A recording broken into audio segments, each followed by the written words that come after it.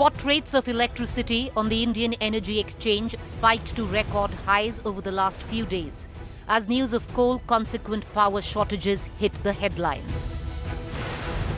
The day-after rate, or the rate at which power distribution companies buy power to meet deficits in supply, have shot up on the IEX from an average of 4.4 per unit in September to an average of rupees 15.86 per unit on the 12th of October. Government rules cap the per unit price at 20 rupees. During trade, some distribution companies have picked up loads for this price as well to meet peak demand.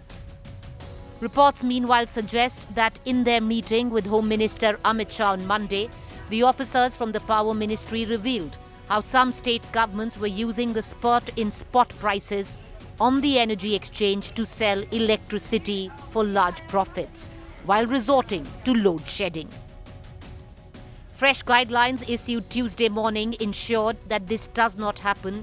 Centre has ordered that 15% power from the central generating stations, normally kept as unallocated power, is first allocated to consumers in the state, and also any surplus after that is sent to needy states instead of being sold to exchanges. Meanwhile, states are split along the political lines in their reaction to the coal crisis.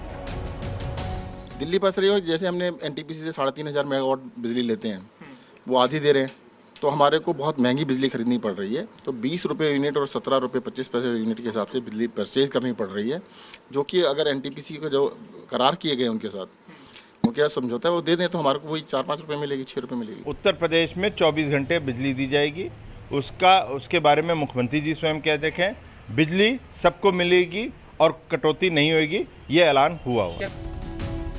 Power outages aside, the current spot prices are also burdening the already loss-making state electricity boards, an additional expense which the taxpayers will finally have to bear.